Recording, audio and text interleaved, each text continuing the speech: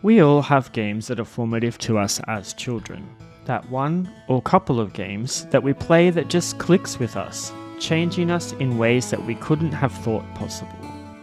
For me, there are a few games that came into my life around the time I started to enter puberty. One of those was today's game, Terranigma. I still distinctly remember the case sitting on the shelf of the local Video Easy. A man standing amidst ruins, his red poncho blowing in the wind as he observed a spherical object in the distance, suspended above a pool of lava. Maybe it was the contrast of reds and blues. Maybe it was the mystery of the concave environment and how everything didn't seem to logically make sense in the image. Whatever it was, I picked it up and I was hooked. I hired the game multiple times over many months and sometimes used other people's saves to get past elements of the game that I was stuck on, such as the difficulty spikes, or areas that didn't award thorough navigators and NPC conversationalists. Yes, as much as you may not believe this, as a kid I was one to skip over everything. I just wanted to see the main story. Terranigma played a huge part in my life at a time I was entering high school and starting to realise that sometimes people were just not very nice, which is why I wanted to showcase it to you today. For some of you, if asked what your favourite Super Nintendo RPG is, your answer would probably be Chrono Trigger, Earthbound, or Final Fantasy VI, or one of the other outliers, perhaps Final Fantasy IV. All of these games did not make their way to Australia in the 90s, so I was never able to experience them when they first came out. In fact, if I'm being honest, I still have yet to play Earthbound. If you were to ask me what my favourite SNES RPG was, it would be Terranigma. Terranigma, also known as Tenchi Sōzō, released only in Japan and PAL region territories between 1995 and 1996. Created by Quintet and published by Enix and Nintendo, this game serves as the last in the unofficial Soul Blazer trilogy toward the end of the SNES's life, which is quite shocking to even be included as a Nintendo title at the time, when you see references to God and the devil, as well as very intentional religious motives, like a church, and even Jesus pinned to the cross. I guess Nintendo decided it was done with that type of censorship. The game was only ever released onto the Super Nintendo and has never left the system, so the only way to play these days is with an original copy or through other shady means. We are placed into the boots of Ark, a naughty and mischievous boy from the village of Krista.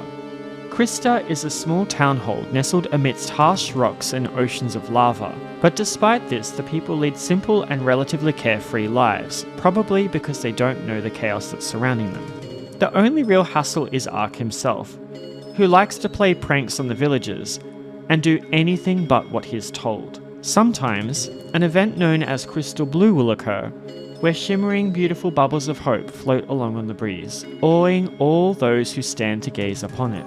As much as Ark enjoys his life, he is restless, and when told not to enter a blue door within the Elder's house, you can bet that that's exactly what he's going to try to do. Breaking the door down by force, Ark arrives in the basement to find a jewelry box suspended in stasis.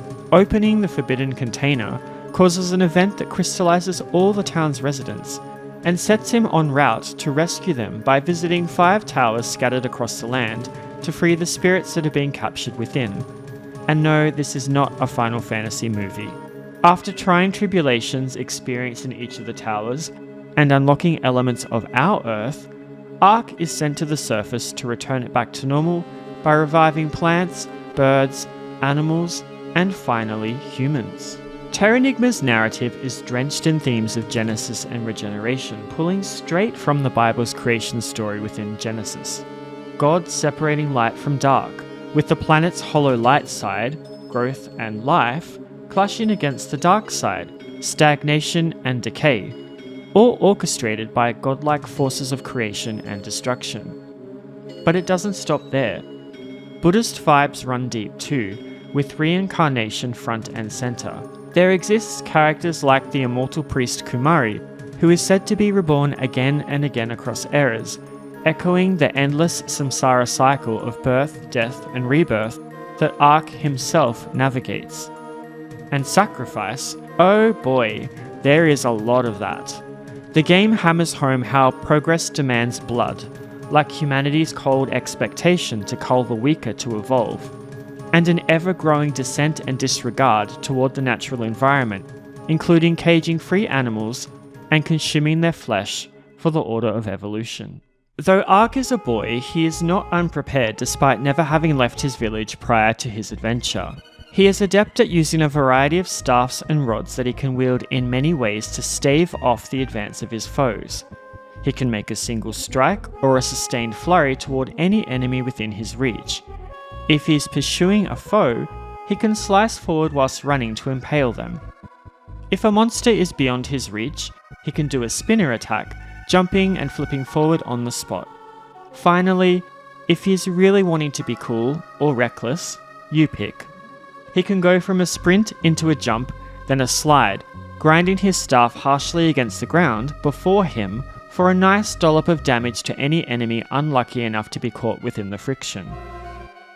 Should an enemy happen to toss a projectile his way, he can perform an X-Guard, which nullifies the damage of most general projectiles and is necessary to surviving the final boss's onslaught. Generally speaking, Ark is quite athletic and agile, though I struggled sometimes when asked to make him jump diagonally, as he cannot typically walk anywhere other than the 4 cardinal directions, so prepare to be cornered like a kid in dodgeball, particularly in those narrow corridors.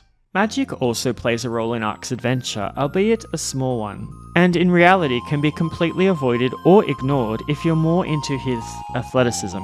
Throughout the adventure, Ark can find Magirock, crystals that allow him to channel mysticism when fashioned into rings or pins. What I enjoyed about the Magirock system was that after using a spell, the Magirocks used to create the channel are returned to Ark's stash to be refashioned again.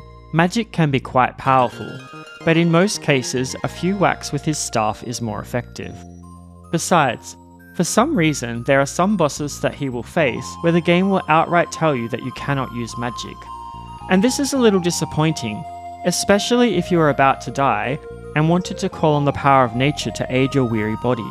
Thinking back to when I was a kid playing though, I don't think I ever used the magic system, as I had assumed you'd lose the Magirocks that you'd converted, so I conserve them like they were the last Tim Tam in the house. You don't have to rely on magic to get out of tough situations though, as Ark has items at his disposal that are more reliable. He can collect bulbs in 3 different sizes and stack up to 9 times each, to get himself out of a sticky situation if his health is on the low side.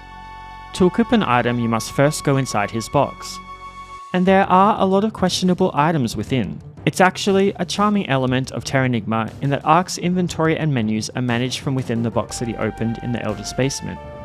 Yomi, a strange pink creature that joins him on his journey, and has a little more attitude than Baby from Guardian's Crusade, assists to manage the inside of the box, letting you check descriptions of items, change weapons and armor, and equip items as well as helping out with general options and status management. I don't think I have ever seen another game quite like this, where Ark will just jump inside the box in the middle of a battle that he finds to be too tough. It made me chuckle almost every time I saw it, like how does he even fit in there? Unlike Illusion of Time where characters travelled with Will, Ark is mostly on a solo trip. He does make friends along the way, but once he restores humans to the world, he loses the ability to commune with plants and animals, which I felt was a bit of a shame, as I would have liked to have explored this feature a little further, especially when the humans start persecuting the animals. The Buddhist priest Kumari seems to take a liking to him though, and often provides guidance along with a cast of other characters such as the Brat Meilin, the Knight Fighter, Mercenary Royd, Chaotic Skater Peril, and others. I enjoyed how the cast supported Ark on his journey, and reflected elements of his personality in the actions that they took. Interestingly, the world that Ark travels in is our own, or more accurately, a reflection of it. So you are travelling through the annals of our own history, meeting people of importance who helped influence our own world, albeit this game takes a few more creative liberties to make the story appealing. As humans start to take on the leading role in the narrative, one of Ark's jobs is to assist them by fostering the genius. As he travels and meets people on his journey, he he unabashedly helps each and every one of them, expecting nothing in return, as he knows that each act is a step toward progress and is for the greater good. Each town has conditions that must be met for it to grow and expand, whether it be by taking items to other cities to expand trade routes, or voting correctly in an election. As a kid, this act of having agency over the growth of humanity just tickled my fancy, despite the fact that as the humans grew, so too did their greed and the dark side of their nature. I suppose as a kid I was just a bit naive to this. Despite this fact, I did enjoy revisiting the game and seeing the different towns grow and develop, knowing that I had a hand in it.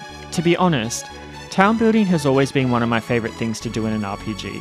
From Breath of Fire 2 on the SNES, to Tales of Symphonia on the GameCube, and Dark Cloud on the PS2. Any game that has an element of town building just tickles me pink. That is, until you realise that in Terranigma, you're basically kickstarting colonialism, and then need to go see a therapist afterward. The localization deserves a nod and a slight poke with the pointy end of a stick. It is serviceable and contains the charm you'd expect from a game released in the 90s, packed with slang and vernacular akin to the time of its release, but it is also a little rough around the edges. Sometimes dialogue boxes are misattributed, which pulled me out of the narrative as my brain had to take half a second to wonder why something uncharacteristic just popped out of Ark's mouth, and realising it actually wasn't him that said it at all. Some things that characters say also don't fit the theme or tone of the scene that they appear in. I suppose it is a product of its time, a rushed English localization for Europe, once Enix bailed on North America. But all in all, I guess it does add to the quirky nostalgia, even if it sometimes leaves you scratching your head in confusion. I did want to take a slight moment to talk about the darker nature of some parts of the narrative, but in order to do this, we do need to walk a little into spoiler territory. So please skip to the timestamp displayed on the screen if you want to play the game for yourself, okay? 3, 2, 1... Terranigma really shines a harsh light on the darkness of human hearts in a variety of ways, but one of the most impactful ones for me was after Freedom's first expansion, where you can enter a basement in the equipment store that is dubbed as the Black Market. As you move across the screen, seeing boxes lining the back wall, a cage comes into view, flagged by a rather unsavoury looking man. Upon closer inspection, you discover that the contents of the cage is Kingbird, Lord of the Avians, who has been captured and kept in this dark cellar, away from both wind and light. It's incredibly cruel, and the catch is that you need to pay 5,000 gems to release him, or, as the man implies, eat him like fried chicken. You also later find Lime, the lion cub that you earlier helped traverse a canyon, in Neo-Tokyo, amidst the sewers after Baruga's attack. Why or how he got there is not explicitly stated, but due to the location being an island that is nowhere near his home place, and I can guarantee the gulls didn't just bundle him up in a knapsack for a leisure flight, it becomes disheartening to consider that humans did this, and you as the player ultimately assisted to orchestrate it by progressing humanity. Sacrifice also plays a key theme, which is echoed in how the Dark World L, Ark's childhood friend from Krista, refuses to kill his reincarnation, instead taking her own life and that of Dark Yomi's with her. Vida and Royd also choose to push the hero forward in his journey by allowing him to take the only gull that was able to make it to Baruga's ship, and remaining with it as it descends to destruction. These moments made me deeply consider the importance of life, and how one's own life should never be more important than that of another. For a late SNES title, the graphics blew my mind back then, and hold up today with pixel art so detailed it feels alive, replete with Mode 7 overworlds that ooze atmosphere. Simple objects get buttery animations, flowers bloom in real time, water rippling and lava roiling menacingly. I particularly enjoyed that regal pooch in Lori that was present in each upgrade of the town, always lowly sitting like a good boy, wagging its tail and greeting every time that it saw Ark. And Ark himself, in his striking red poncho, animates with such vigour that sells the impact of each status ailment with a charm that always made me chuckle. Some of the important scenes, such as those of Revival, are generally depicted with a highly detailed background object that has animations playing around it. I always enjoyed seeing these, and it imparted the gravity of what Ark had just accomplished, and almost serves as a prototype for the CGI cutscenes that you'd find later in Final Fantasy VII. The soundtrack is equally as amazing, composed by Masanori Hikichi, Miyoko Tayaoka, and a guest appearance from Yuzo Koshiro, the very same one that composed for ActRaiser.